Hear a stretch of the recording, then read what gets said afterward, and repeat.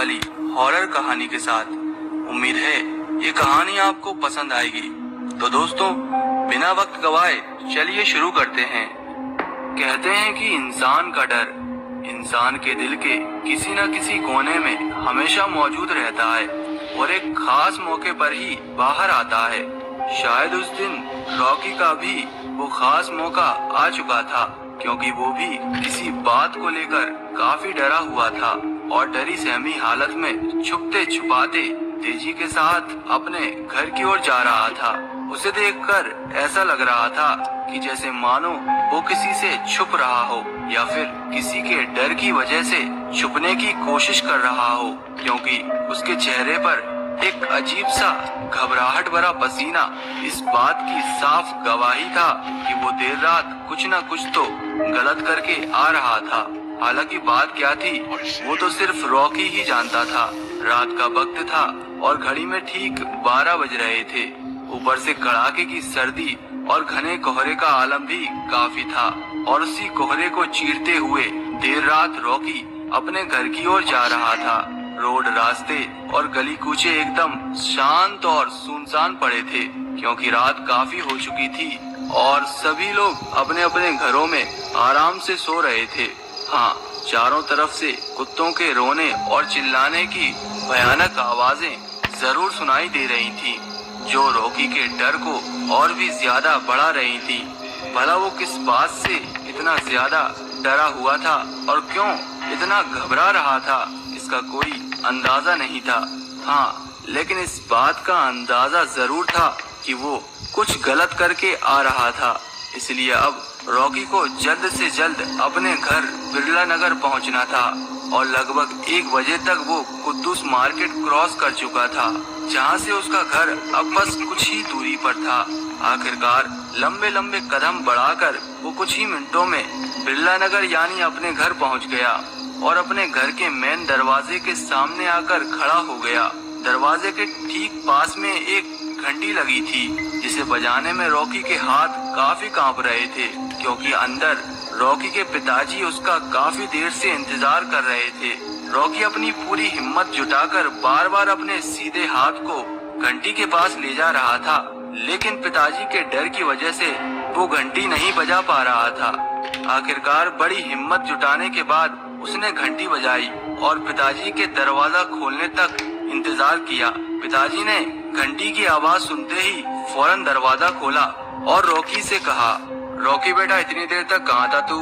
मैं कब से तेरा इंतजार कर रहा था, कम से कम एक फोन ही कर देता। सॉरी पिताजी, आज थोड़ा लेट हो गया। वो स्वाति है ना, उसका आज बर्थडे था तो सभी दोस्त पार्टी कर रहे थे। आगे से कभी इतना लेट नहीं आऊंगा, सॉरी।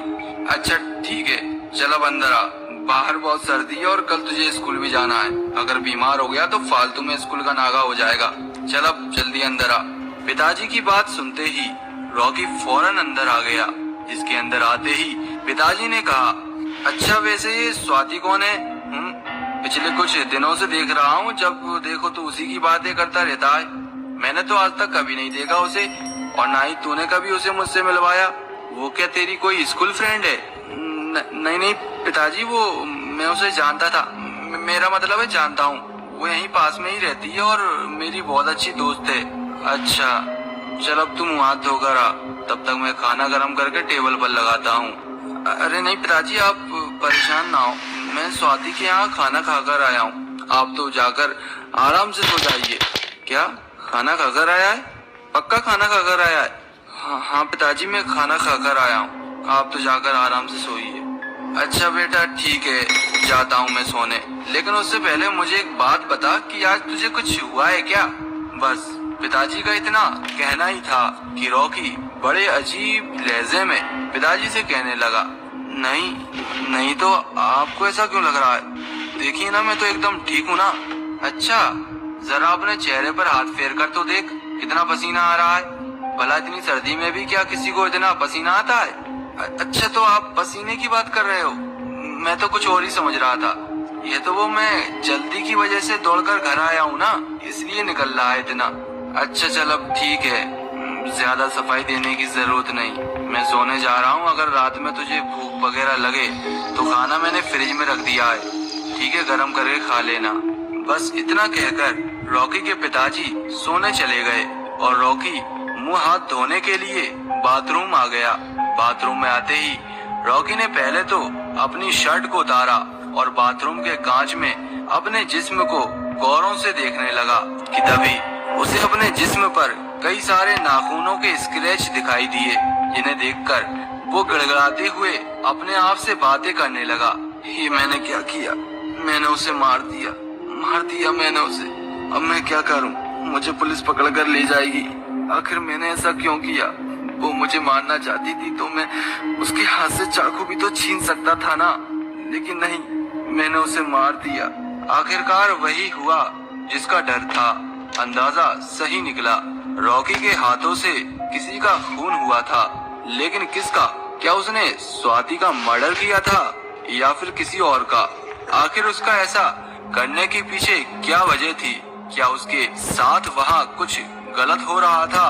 क्या कोई उसे सच में चाकू से मारने की कोशिश कर रहा था? इन सभी सवालों के जवाब अभी रॉकी अपने आप से खोल ही रहा था कि तभी अचानक से उसे ध्यान आया कि उसका मोबाइल तो गलती से वहीं छूट गया जहां उसने किसी को मारा था। अगर पुलिस को वो मोबाइल हाथ लग गया तो वो तो बुरी तरह फंस जाएगा। बस रॉकी का इतना ध्यान आना ही था कि उसने न रात देखी और न ही वक्त। वो फौरन अपनी शर्ट पहनकर और पिताजी को बिना बताए घर से बाहर निकल गया। लेकिन इत्तेफाक से रॉकी के दरवाजा खोलने की आवाज पिताजी के कानों तक पहुंच गई और उनकी एकदम नींद खुल गई। उन्होंने कांच की खिड़की में से फौरन रॉकी को बाहर जाते हुए देखा तो उनसे भी रहा नहीं गया और वो भी इस बात का पता लगाने उसके पीछे पीछे चले गए कि आखिर वो इतनी रात को कहाँ जा रहा है। रॉकी आगे आगे था तो उसके पिताजी उससे छुपकर उसका पीछा कर रहे थे। कुछ ही मिनटों के अंदर रॉकी उस जगह पहुंच गया जहां उसने किसी का खून किया था, लेकिन किसका, अभी यह राज खुलना बाकी था। हालांकि जहां वो आया था वहां एक बहुत बड़ी बिल्डिंग भी थी। वो बिल्डिंग काफी पुरानी थी और काफी अजीब सी भी। क्या कोई वहाँ रहता था या फिर वो बिल्डिंग एकदम खाली थी? जो भी था, उस वक्त रॉकी ठीक उसी बिल्डिंग के नीचे खड़ा था और अपनी गर्दन उठाकर बिल्डिंग के ऊपर की ओर देख रहा था। हालांकि उसके पिताजी भी इस बात को देखकर काफी हैरान थे कि आखिर रॉकी इस जगह क्या कर रहा है। आखिर वो इतनी रात को यहाँ क्या करने आया है, क्योंकि जिस बिल्डिंग के नीचे रॉकी खड़ा था वो बिल्डिंग कोई मामूली बिल्डिंग नहीं थी, बल्कि वो एक होटल की बिल्डिंग थी जो कई सालों पहले एक हादसे के चलते बंद हो गई थी और अब महज एक खंडर थी। हालांकि उस बिल्डिंग में कोई रहता नहीं था और ना ही कोई वहाँ जाने की हिम्मत करता था, तो फिर रॉकी वहाँ क्या करने आया था? ये सब बातें अभी उसके पिताजी के दिमाग में चल ही रही थी कि तभी रॉकी उस बिल्डिंग के अंदर चला गया और सीढ़ियों की मदद से ऊपर जाने लगा। यह सब देखकर उसके पिताजी ने फौरन उसे रोकने के लिए एक आवाज लगाई, लेकिन वो आवाज रॉकी के कानों तक नहीं पहुंच पाई, क्योंकि उसके पिताजी उससे काफी दूरी पर थे, इसलिए शायद उनकी आवाज रॉकी के कानों तक नहीं पहुंच पाई थी। जबकि इसी बीच रॉकी घबराते हुए और काफी डरी सहमी हालत में सीढ़ियों की मदद से ऊपर जाने लगा और उसके दिलो दिमाग में एक अजीब सा डर छाने लगा। वो अपना एक एक कदम अपनी पूरी हिम्मत जुटाकर सीढ़ियों पर रखने लगा और कुछ ही मिनटों के अंदर बिल्डिंग के उस फ्लोर पर पहुंच गया जहां उसने किसी का खून किया था, लेकिन किसका, यह राज अभी भी खुलना बाकी था। आखिरकार धीरे धीरे वो फ्लोर के उस कमरे तक पहुंचा जहां उसने किसी का खून किया था। लेकिन ताज्जुब की बात, रॉकी उस वक्त हद से ज्यादा शॉक और हैरान रह गया जब उसने यह देखा कि जिस इंसान का उसने खून किया था, ना तो वहाँ उसकी लाश थी और ना ही वहाँ खून बिखरा पड़ा था, और तो और वहाँ उसका मोबाइल भी नहीं था। नहीं, ये नहीं हो सकता। शायद मैं कोई सपना देख रहा हूँ। उसकी लाश भी यही थी। स्वाति की लाश तो यहीं छोड़कर गया था ना मैं, और यहाँ काफी सारा खून भी बिखरा पड़ा था। और मेरा मोबाइल कहाँ है? कहीं पुलिस तो नहीं, इतनी बड़ी गड़बड़ नहीं हो सकती। अगर ऐसा हुआ तो मैं तो बहुत बुरा फंस जाऊंगा। हे भगवान, कोई तो रास्ता दिखा।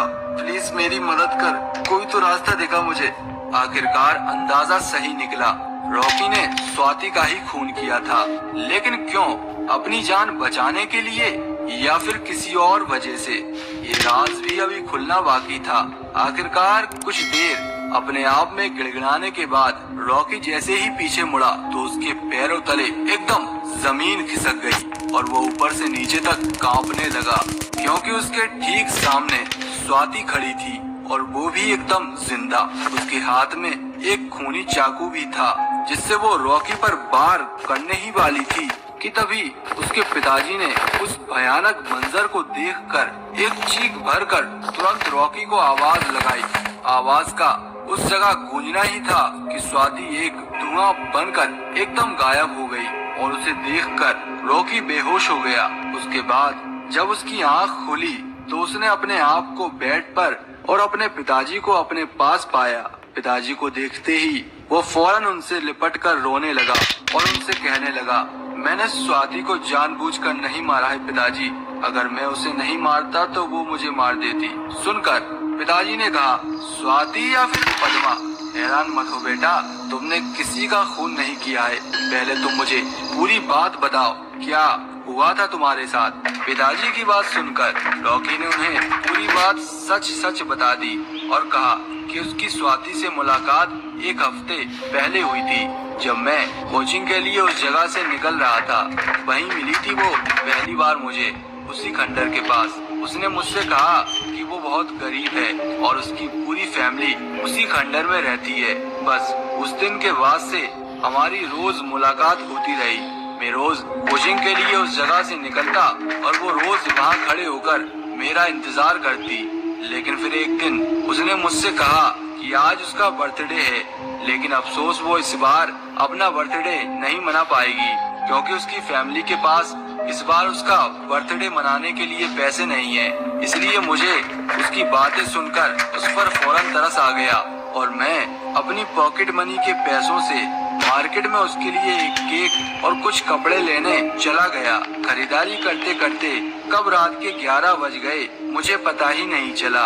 आखिरकार मैं बर्थडे का पूरा सामान लेकर उसी वक्त खंडर बिल्डिंग में पहुंचा, लेकिन वहाँ कोई भी नहीं था, ना तो उसकी फैमिली और ना ही वो। इसलिए कुछ देर इंतजार करने के बाद मैंने वहाँ से जाने का मन बनाया और मैं वहाँ से जाने लगा कि तभी अचानक से स्वाति दौड़ती हुई मेरे पास आई और मुझ पर चाकू से हमला करने लगी।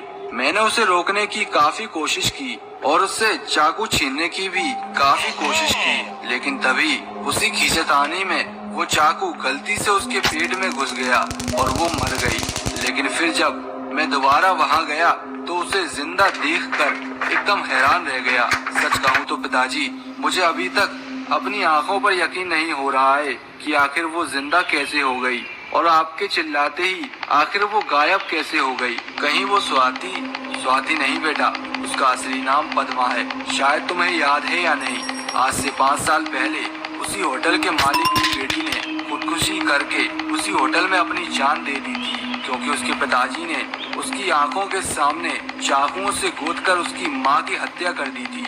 हत्या के आरोप में उसके पिताजी तो जेल चले गए, लेकिन वो अपनी मां की मौत के गम में इतनी डूब गई कि उसे अपनी जिंदगी बोझ लगने लगी और फिर एक दिन उसने अपनी जिंदगी अपने हाथों से खत्म कर ली।